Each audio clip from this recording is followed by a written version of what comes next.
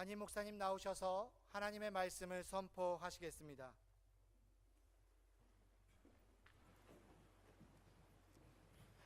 할렐루야. 귀한 찬양으로 우리 주님 영광 받으신 줄 믿습니다. 무더운 여름의 열기가 계속되지만 우리 주님께서 우리에게 능력을 주셔서 잘 이기게 하셨는데 물가에 신기운 나무같이 영성의 충만함으로 늘 강건하셔서 내적으로 연걸어가는 알곡신앙으로 성장하는 삶이 되기 바랍니다. 오늘도 하나님 현존 앞에 예배할 때 영과 진리로 예배함으로 예배를 통한 은혜의 말씀의 행복과 기쁨이 있기를 바랍니다. 원래는 30도에서 40도 오르는 열기로 인해서 사람들이 매우 힘들게 여름을 보낸 것 같기도 합니다. 그런데 이제 무더위가 계속되고 건조해서 그런지 모기가 극성을 부리지 않아서 좀 다행이다 그렇게 생각합니다. 그러나 여름철에 모기가 굉장히 위험한 요소가 있습니다. 옛날에는 뇌염이나 콜레라 등의 악성 질병을 옮기기도 했는데 요즘은 지카 바이러스라는 치명적인 병원체를 옮겨서 굉장히 위험한 요소가 있기도 합니다. 사람들은 때때로 생각합니다. 왜 이렇게 해충들이 많아서 사람들을 힘들게 하나? 왜 생태계에 해충이 계속 번성하고 있나 하는 질문들 던지기도 합니다. 제 생각에는 하나님께서 지으신 에덴 동산에는 해충이 없었을 것이라고 생각합니다. 이런 모기나 해충은 인간의 범죄 이후에 땅의 저주로 인해서 생겨난 것이라고 생각해 봅니다. 원래 에덴 동산에는 독초가 없었는데 인간의 범죄 이후에 땅에 저주가 이라면 떨기나무나 독초가 생겨났다고 말하고 있는데 아마 인간의 범죄 이후에 인간에 대한 하나님의 책망과 땅의 저주로 인한 현상으로 해충이나 이런 일들이 생기지 않았나 그렇게 생각합니다. 어쨌든 여름철이면 더위나 해충의 피해, 모기의 고통을 이겨내야 합니다. 인생은 취사선택이 아닙니다. 물론 우리가 사는 것은 내가 좋아하는 곳, 여름철에는 시원한 곳, 겨울철에는 따뜻한 곳에 가서 살 수 있지만 인생의 길이라고 하는 것은 내가 좋은 것만 선택하는 취사선택이 아닙니다. 인생이란 정해진 길을 가는 것이고 그 정해져 있는 길을 다 마쳐야 삶이 끝난다 그렇게 볼 수 있는데 요셉은 내가 하나님을 대신하겠습니까? 라고 고백함으로 내가 살아온 모든 인생이 하나님의 손 안에 있었다고 고백하고 있습니다. 하나님은 우리에게 정한 길을 주셨고 그 정한 길을 가야 되는데 그 정한 길을 가는 과정에는 고통도 있고 괴로움도 있고 어려움이 또 있어요. 근데 그런 고난의 과정과 아픔을 극복하면서 인생의 마지막 승리자가 되지 않나 그렇게 생각을 합니다. 우리가 여름의 무더위를 이기고 모기와 같은 해충을 극복함으로 멋지는 가을의 결실을 맞이하듯 여러분도 인생의 고통과 아픔을 넘어서서 영광스러운 삶의 영광과 승리를 이루는 그런 믿음의 삶으로 살아가게 되기를 바랍니다. 요나에 대해서 생각하는데 요나는 누구냐? 인간 자신, 나 자신을 대변하는 사람이 요나다. 인간을 가장 잘 대변하는 사람이 요나가 아닌가 생각합니다. 요나는 비둘기라는 뜻이고 아미떼의 아들입니다. 갈릴리 가드 헤벨의 마을에서 태어났는데 하나님께서 어느 날 요나를 향하여 사명을 부여하시고 부르셨어요. 요나야 너는 일어나 저 큰 성읍 니느웨로 가서 그것을 향하여 외치라. 그 악독이 내 앞에 상달되었다 라고 말하는데 니느웨는 그 당시에 강대국 아수르의 수도였습니다. 아수르는 북왕국 이스라엘을 쳐서 멸망시킨 강대국입니다. 하나님은 요나를 부르셔서 니느웨라는 도성으로 가서 40일이 지나면 니느웨가 무너진다라고 선포하라고 명하셨습니다. 요나가 하나님의 명을 받았을 때 그 명을 따르기를 원하지 않았습니다. 그래서 마음속으로 싫다 그래서 다시스로 가는 배를 타는데 다시스로 가는 배는 전혀 다른 방향이죠. 엉뚱한 방향으로 갔습니다. 아무도 요나는 하나님의 명을 받았을 때에 자신의 일신상의 안위를 생각한 것 같아요. 니느웨로 가서 내가 그렇게 말했다가 내가 자칫하면 죽을 수도 있다는 그런 생각도 했겠고 또 한 가지는 왜 내가 악한 도성, 멸망을 받아야 될 도성 아수르 수도 니느웨에 가서 뭐 때문에 내가 그들을 향해 이 말을 선포해야 되냐 그런 아마 마음속에 반항이 있었던 것 같아요. 왜냐하면 유대인으로서 아수르를 좋아하는 사람은 없습니다.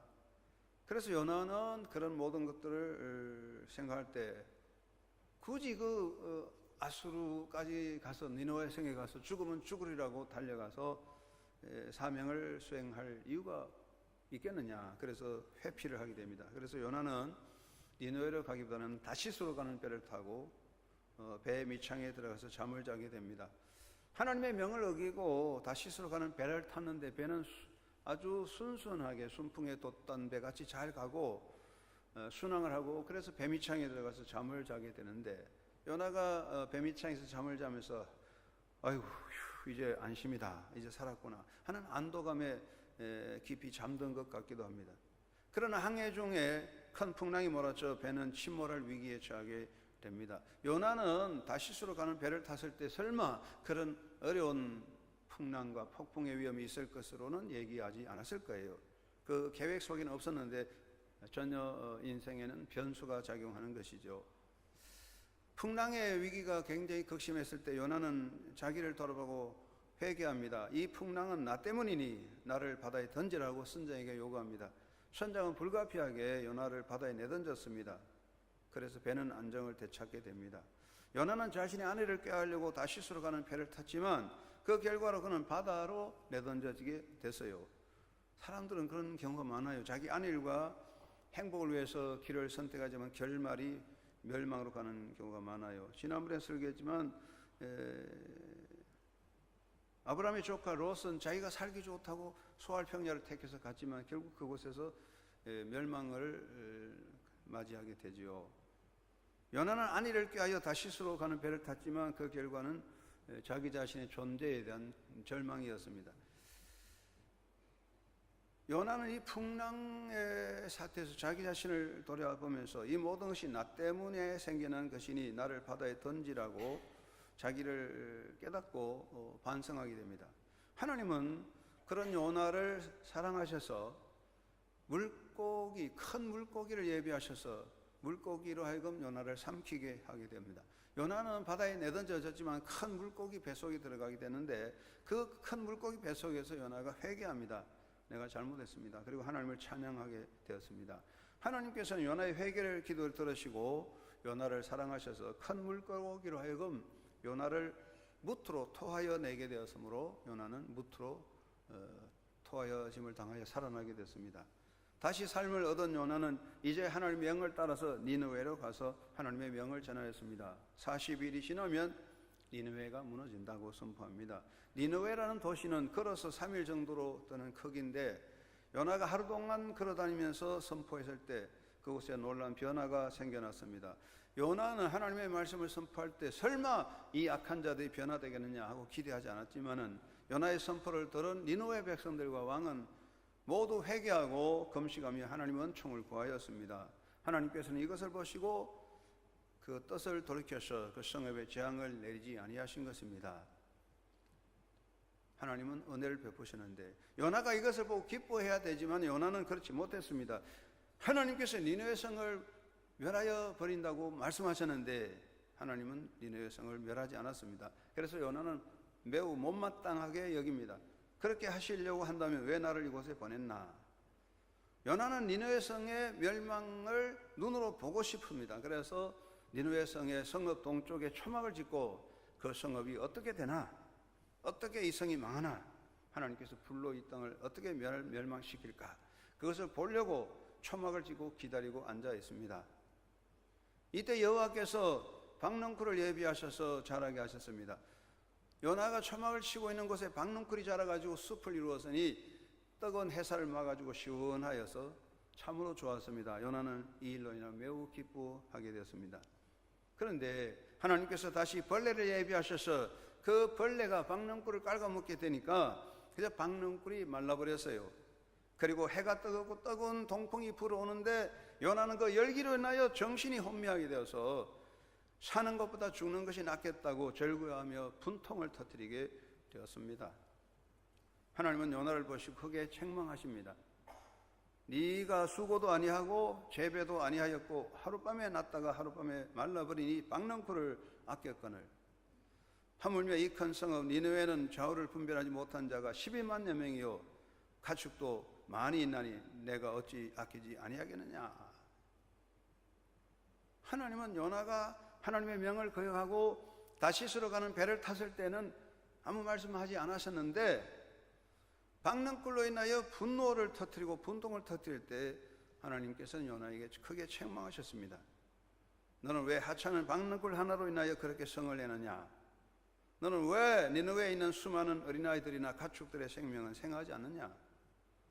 너는 왜 네가 너를 위하여 스스로 심지도 않고 재배하지도 않은 박능불 하나가 말라버리는 것으로 인하여 그렇게 분통을 터뜨리느냐 라고 요나를 책망하신 것입니다. 바로 요나는 누굽니까? 우리 자신을 말하는 것이죠. 하나님은 예비하시고 섭리하시는 분입니다. 우리가 역사를 볼 때 역사는 저절로 흘러가는 것 같이 보입니다. 아침이 되면 저녁이 오고 여름이 지나면 가을이 오는 거 저절로 움직이는 것 같습니다. 그러나 역사는 저절로 가는 게 아니죠. 하나님의 섭리 안에 있습니다. 하나님은 섭리하시는 분인데 그 섭리는 사랑으로 이끄시는 하나님의 역사입니다. 하나님은 역사를 이끌어가는 운전자로서 그 섭리의 핵심은 사랑입니다. 사도 바울은 에베소 1장 4절에서 창세전에 그리스도 안에서 우리를 택하사 우리로 사랑 안에서 그 앞에 거룩하고 흠이 없게 하시려고 우리를 부르셨다고 말씀하십니다. 하나님께서는 그 사랑 안에서 우리를 미리 아시고 미리 정하시고 부르셔서 그리스도 안에 의롭다게 하시며 당신의 자녀 삼아 주신 것입니다. 이것은 하나님의 섭리의 역사입니다. 하나님은 섭리적인 역사로 나를 미리 아시고 정하셔서 부르셔서 자녀 삼아 주신 것이죠. 이게 위대한 하나님의 섭리입니다. 그런데 그 하나님의 섭리는 하나님의 자녀들을 위해서 모든 것을 합력하여 선하게 이루어지는 것입니다. 사도 바울은 로마서 8장 28절에서 말씀하시기를 하나님을 사랑하는 자고 그 뜻대로 부르심을 입은 자들에게는 모든 것이 합력하여 선을 이룬다고 말씀을 했어요. 그 조건은 하나님을 사랑하는 자, 하나님의 뜻대로 부름을 입은 자라면 어떤 일이 있든지 합력하여 선을 이룬다. 실패, 성공이 아니고 우리가 깨지고 무너질지라도 모든 것이 합력하여 선을 이루는 것이 아버지의 뜻이라고 말씀했습니다. 인간의 삶은 퍼즐의 한 조각이 아닙니다. 퍼즐 한 조각 가지고는 이게 무슨 그림인지 모르지만 그 조각을 다 맞추어 놨을 때 이게 그림이 뭐냐, 성화 예수님의 얼굴이구나 알 수가 있어요. 인생이라는 건 퍼즐 조각까지 한 조각 가지고는 모르는 겁니다. 오늘이라는 것, 1년이라는 것 아니면 인생의 100년 가지고 인생을 알 수가 없어요.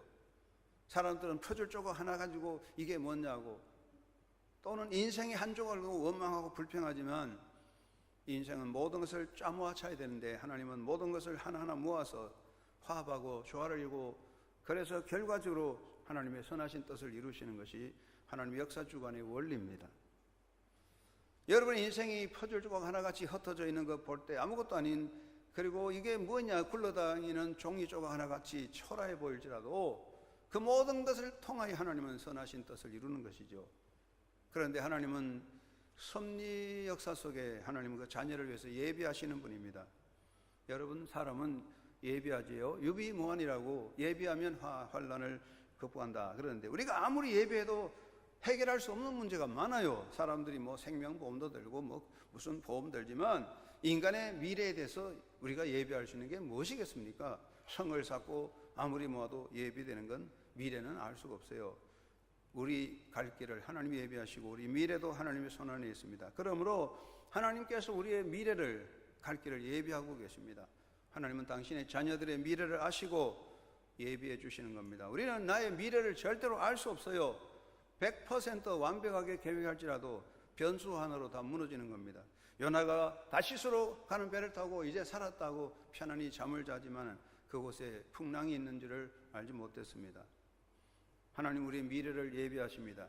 그래서 마태복음 25장 34절 말씀에 너희를 위하여 예비된 나라를 상속하라 하셨습니다. 하나님의 나라는 어느 날 갑자기 생기는 것이 아니라 하나님은 그의 자녀를 위해서 하나님의 나라를 예비하고 기다리는 거예요. 이 세상은 다 무너지지만 하나님은 완벽한 완전한 생활과 새 땅을 예비하시고 우리의 앞길에 그날을 우리에게 주시고 기다리는 것입니다. 하나님이 예비하지 않는 것은 어떤 것이든지 다 헛되고 무너지는 겁니다. 내가 아무리 예비할지라도 하나님의 허락 없는 예비, 하나님이 예비하지 않는 성은 무너지고 하나님이 예비하지 않은 미래는 하루아침에 거품같이 사라질 수밖에 없어요. 하나님은 섭리자로서 우리의 길을 예비하십니다. 그런데 하나님의 예비 속에는 두 가지 신비한 요소가 있습니다. 첫째는 박넝쿨을 예비하신 하나님께서, 두 번째는 벌레도 예비하신다는 겁니다. 사랑하는 성도 여러분, 오늘 이 본문을 잘 보세요. 하나님께서 요나를 위해서 박넝쿨을 예비하사 박넝쿨이 자라서 요나를 시원하게 주었다. 그런데 사탄이 시기해서 그곳에 나타나서 벌레를 가져와서 박넝쿨을 깔아먹게 해버렸다. 그렇게 되어 있습니까? 성경은 그렇게 말씀하지 않습니다.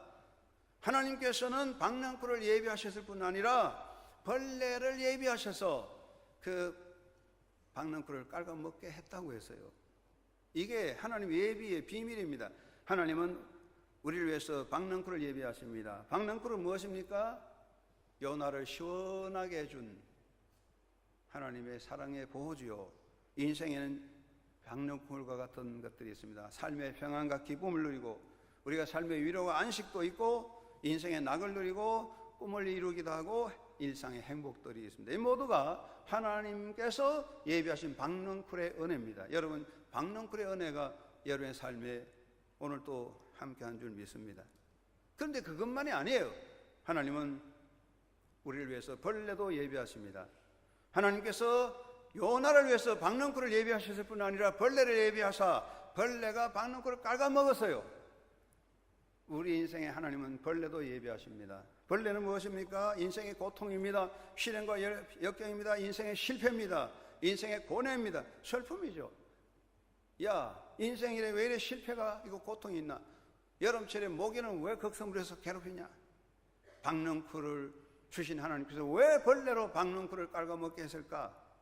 그러나 그곳에 하나님의 섭리가 있고 예정이 있습니다. 하나님은 이스라엘 민족을 향하여 가나안 땅을 약속했지만은 가나안 땅의 과정에 40년이라는 긴 고난이 있었습니다. 신명기 8장 2절에 내 하나님 여호와께서 이 40년 동안에 내게 광야길을 걷게 하신 것을 기억하라 그랬어요. 여러분, 인생에는 박넝쿨도 있지만 벌레도 있습니다. 하나님은 벌레를 예비하신 것을 기억하시고, 벌레의 역사, 하나님의 예비하신 벌레를 통해서도 하나님은 은혜를 깨닫고 믿음으로 승리하는 삶이 되기를 주의 이름으로 축원합니다. 첫째는 인생의 벌레로 인하여 행악에 빠져서는 안 된다는 거죠. 벌레로 인하여 행악자가 되어서는 안 됩니다. 요나를 보세요. 요나는 박넝쿨이 자라서 숲을 이룰 때는 너무 좋아서 참 좋다 기뻐했지만, 벌레가 나타나 박넝쿨을 깔아먹었고, 그래서 뜨거운 태양이 그를, 뜨거운 열기가 그를 괴롭힐 때는 분통을 터뜨렸어요.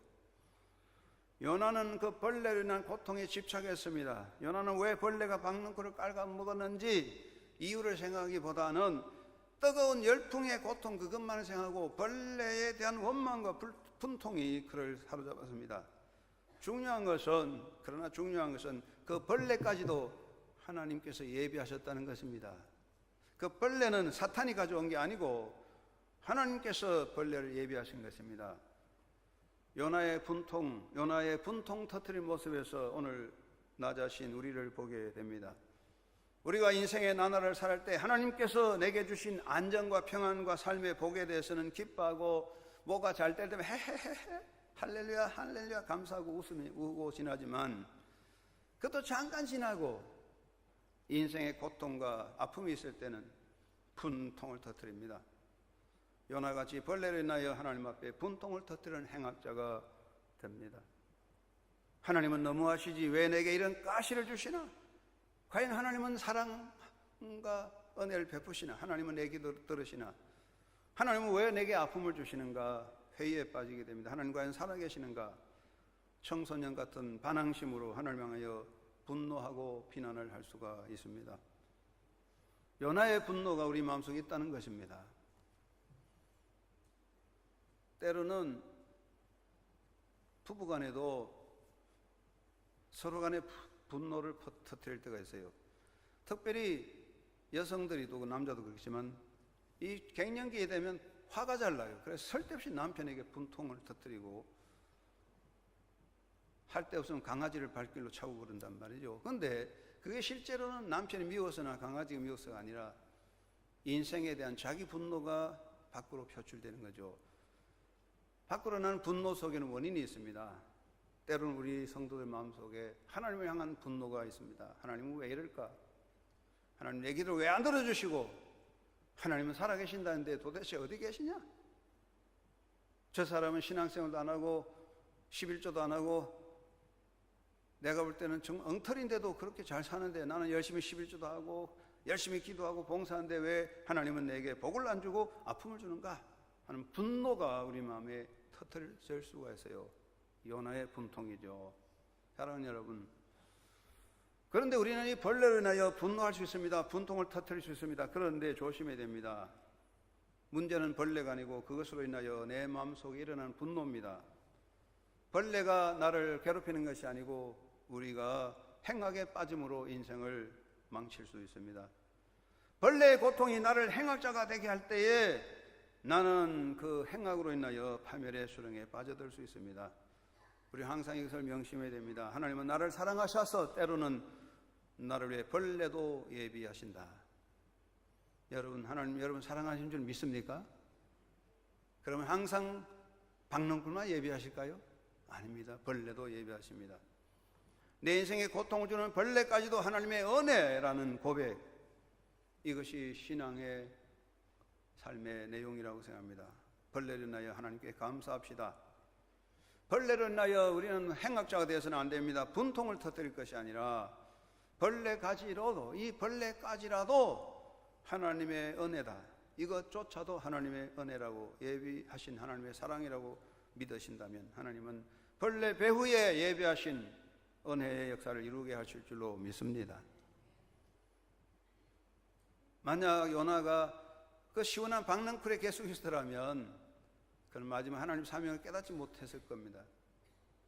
벌레의 저주는 요나의 삶을 깨우쳐주는 영적인 하나님의 사랑의 채찍이었습니다.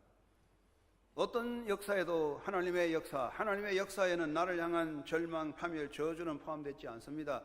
하나님의 자녀를 향한 하나님의 역사는 어떤 경우에도 저주나 파멸은 없습니다. 선을 이루시는 계획을 기억하시기 바랍니다. 미국 미네소타주에 이런 일이 있었습니다. 1874년에서 1877년 3년 동안 엄청난 가뭄과 엄청난 메뚜기 습격으로 온 마을이 다 초토화되어서 농사가 다 죽어 공황 상태에 빠졌습니다. 1877년 4월 27일 주지사 펄서버리는 주민들을 다 모아놓고 이런 고통 속에서도 농작물이 전멸되고 고통이 있어도 하나님은 우리에게 몸을 주셨으니 살아있는 것 주신 하나님께 감사합시다. 그래서 그 고통 속에서 감사 기도의 날을 선포하게 됐어요.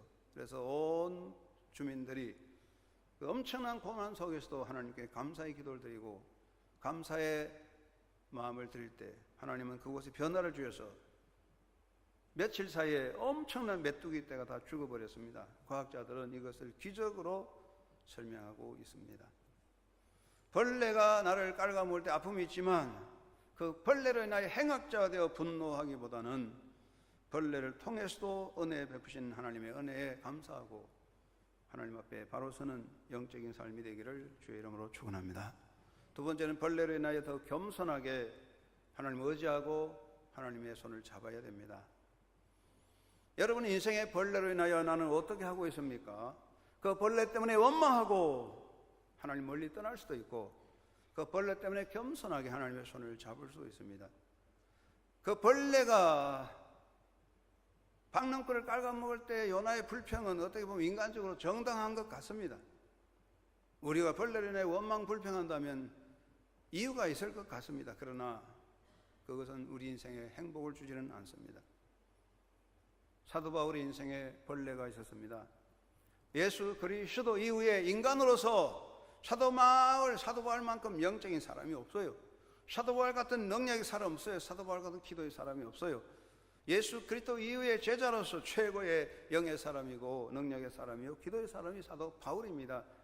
그런데 그에게는 육체의 가시가 있었습니다. 얼마나 괴로움을 주었던지 그는 하나님 앞에 하나님이여 이 가시를 제거하여 주옵소서 기도합니다. 하나님은 응답하십니다. 내 은혜가 네게 족하도다. 육체의 가시가 그를 괴롭히고 아프게 하는데도 하나님의 음성은 내 은혜가 네게 족하다. 그것이 은혜입니까? 그 육체의 가시가 은혜입니까? 바울은 이것을 깨달았습니다. 그는 이렇게 고백합니다. 여러 계시를 받은 것이 지극히 크므로 너무 자만하지 않게 하시려고 내 육체의 가시고 사탄의 사자를 주었으니 이는 나를 쳐서 너무 자만하지 않게 하려 하심이라. 아멘. 사도 바울의 육체의 가시가 그를 괴롭혔지만 바울은 그 가시, 벌레의 고통을 통해서 겸손하게 하나님 앞에 엎드렸습니다. 바울이 살아남은 것은 그 겸손 때문입니다. 바울이 바울로 역사하는 것은 그의 영적인 능력이나 파워가 아니라 겸손하게 무릎을 꿇을 때 바울은 위대한 바울로서의 사도의 길을 가게 되었습니다. 사랑하는 여러분, 벌레로 인하여 힘들지만 그 벌레 때문에 우리가 겸손하게 무릎 꿇고 하나님, 나는 인간입니다, 나에게 은혜를 베푸소서, 그렇게 고백한다면 여러분 인생의 새로운 날이 열릴 것입니다. 인생에 벌레를 주시는 하나님, 때론 재물의 상실도 있고 자녀를 통한 고통도 있고 건강상실, 명예상실 등 수없는 아픔들이 있습니다. 욥도 극한적인 고통을 당하였을 때 처음에는 원망했지만 결국 욥은 그것을 통해 겸비함을 배웠습니다. 그래서 더 큰 은혜를 입었습니다. 권위는 미국과 캐나다 역사책을 20권이나 집필한 프란시스 파크만이라는 위대한 지도자가 있는데, 그는 어떤 사람입니까? 신경질환에다가 눈이 거의 보이지 않았어요.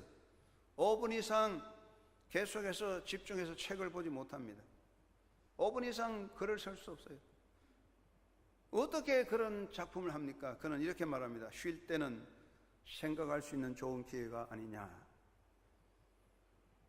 5분 이상 집필할 수 없는 고통 속에서 그는 쉬는 시간을 통하여 더 많은 생각을 할 수 있는 기회를 주셨다. 아픔을 통해서 창조적 사람이 되었습니다.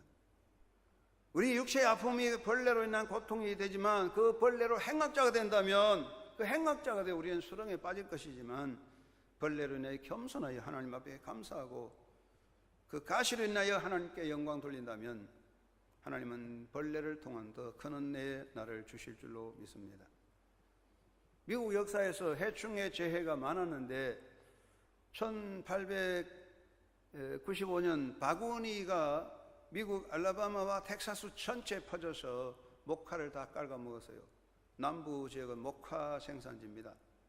여러분, 그리고 남부 지역은 바이블 벨트라고 해서 보수적인 신앙인이 사는 곳인데, 온 기독교인들이 왜 이렇게 되냐, 왜 바구니가 나타나서 목화를 다 깔아먹었냐, 이유를 알 수 없다고 했지만 그들은 생각을 바꿉니다. 하나님 뜻이 있겠구나, 우리가 도전해야 된다, 그렇게 생각하고 그들은 그 땅에 목화를 버리고 옥수수 심었어요. 감자를 심었어요. 땅콩을 심었어요. 20년이 지나서 1919년 세계 최고의 낙화생 땅콩 생산지가 돼서 부유한 도시가 됐습니다. 알라바마주 엔터프라이즈 마을은 세계 땅콩의 수도가 됩니다. 그래서 그 마을에 동상을 세우고 이렇게 이름을 지었습니다. 우리에게 번영을 가져다 준 바구미 벌레에게 감사한다. 하나님, 여러분, 벌레가 은혜였습니다. 그 벌레는 극심한 고통이지만 벌레는 은혜의 하나님의 손길이었습니다. 여러분, 벌레의 고통이 있으면 원망하는 행악자가 아니라 겸손하게 감사하고 하나님 손을 붙잡음으로 더 큰 은혜를 입는 영의 사람 되기를 주의 이름으로 축원합니다. 그리고 벌레를 인하여 다시 도전하는 사람이 되시기 바랍니다. 여름철이 됐습니다. 30도, 40도 열기가 뜨거울 때 시원한 에어컨 바람 안에 수박이나 까먹고 낮잠을 자면 참 좋겠죠. 저 바람 설렁설렁 부는 들판 과수원 원두막에 앉아서 참외를 먹으면서 바둑이나 떠면 얼마나 좋겠습니까? 그런데 여러분, 인생을 불행과 실패로 빠뜨리는 가장 큰 독소는 나태와 안일입니다. 우리가 나태하고 안일에 빠지면 헤어날 수 없는 수렁에 떨어지는 것이죠. 하나님은 당신의 자녀들이 안일과 나태병에 들지 않도록 벌레를 주십니다. 연하가 박넝쿨 밑에 시원해서 하면 좋다. 하나님은 박넝쿨을 깔아먹어 뜨거운 열기를 주었습니다. 하나님 우리에게 고통을 통해서 깨어나게 하십니다. 시원한 그늘에 절기는 나를 깨우쳐 일어나게 도전하라고 말씀하십니다. 인생의 불행과 역사의 몰락은, 역사의 비극은, 역사의 비참한 결말은 언제 일어났습니까? 세계 역사를 보세요. 전쟁과 고통이 있을 때 아니라 나라가 번창하고 물질적인 풍요를 있을 때 나라가 망했습니다. 솔로몬의 멸망이 바로 그 증거입니다. 우리가 오늘의 이 세상에서 안일과 나태에 빠지면 헤어날 수 없는 수렁에서 벗어날 수 없는 파멸자가 됩니다. 하나님은 우리에게 벌레를 주셔서 다시 잠에서 깨어나 도전하게 하십니다. 구세군을 일으킨 윌리엄 부드의 부인은 캐더린 멀포드라는 분입니다. 어느 날 어릴 때부터 척수염으로 14살 때에는 학교를 그만두었습니다. 22살에 윌리엄 부드와 결혼했습니다. 그래도 그는 평생 병자였습니다. 하루의 대부분 병상에서 보내고 육체 고통이 없었던 날은 거의 없었다고 합니다. 그래도 그는 구세군 조직에 참가하여 종교적인 희망을 주는 강연을 하고 빈민을 방문하며 자기 손으로 가사를 다 해서 가정살림살이를 살았습니다. 그는 도전자였습니다. 오랜 이야기, 1912년 8월 8일 독일에서 열린 제13회 에틀링켄 국제 청소년 피아노 콩쿠르에서 17살 난 문지영이라는 한국 아이가 우승했습니다. 40개국에 251명의 참가 중에 1등했습니다. 한국 출신으로 세 번째 우승자였습니다. 심사위원은 음악적 상상력이 17세라고 믿기지 않을 정도로 놀랍다고 평했습니다. 그런데 놀라운 건, 그거보다 더 놀라운 것은 세계적인 피아노 콩쿠르에서 1등한 그 학생에게 놀라운 것은 피아노가 없었습니다. 그 집에는 피아노가 없습니다. 부모는 장애 2급, 3급으로 기초생활 보강 수업으로 국가에서 주는 적은 돈으로 살아가는 가정입니다. 그런데 그는 굽히지 않고 악조건 속에 서서 피아노가 있는 교회에 가서 피아노 연습하고 학교에 가서 하루 8시간씩 피나는 훈련을 했습니다. 우리는 벌레 때문에 원망하고 불평하고 벌레 때문에 포기합니다. 그 사람은 다시 일어날 수 없어요. 인생의 벌레가 고통이지만 그것을 통하여 이 벌레조차도 하나님 예비하신 것이라고 믿고 도전한다면 새로운 시대가 열릴 줄로 믿습니다. 세계적인 골퍼 아놀드 파머는 수많은 우승 트로피를 탔지만 그 집에는 단 한 개의 우승 트로피만 있다고 합니다. 처음 시작했을 때 받은 트로피인데 그 우승컵에는 이런 글이 써여져 있다고 합니다. 만약 당신이 패배했다고 생각하면 당신은 패배한 것이다. 만약 당신이 패배하지 않았다고 생각하면 당신은 패배한 것이 아니다. 인생은 강한 사람이나 빠른 사람에게 항상 승리를 안겨주지 않는다. 우승자는 자기가 할 수 있다고 생각하는 사람이다. 벌레가 우리를 불행하게 하지 않습니다. 벌레를 우리를 파멸시키지 않습니다. 우리의 파멸은 안일과 나태함이죠. 성도 여러분, 여러분의 영적인 안일과 나태함이 여러분의 영성과 삶을 파괴시키고 있는 것입니다. 벌레를 주셨다면 그 벌레 속에 하나님 뜻이 있습니다. 벌레를 예배하신 하나님 은혜를 깨닫고 행악자가 되지 맙시다. 그 벌레로조차도 하나님께 감사하고 벌레로 인하여 겸손하여 하나님 손을 잡고 다시 도전한다면 하나님 그곳에 계십니다. 하나님의 손을 잡고 다시 일어나 새 역사를 창조하는 영적인 믿음의 삶으로 승리하는 역사가 여러분과 함께하는 가운데 성령 충만함으로 하나님의 영광을 이루게 되기를 주의 이름으로 축원합니다. 고마우신 아버지 감사합니다. 인생에 벌레가 있는데 우리는 벌레에 인하여 행악하고 분통을 터뜨릴 때가 얼마나 많은지 용서하여 주옵소서. 벌레조차도 예비하신 하나님의 사랑을 깨닫고 오히려 겸손하여 하나님의 손을 잡고 다시 도전하는 하나님의 백성으로 새 시대를 열어가는 주의 복을 누리는 하나님의 백성 한영교회 성도들 되게 하옵소서. 예수님 이름으로 기도드리옵나이다. 아멘.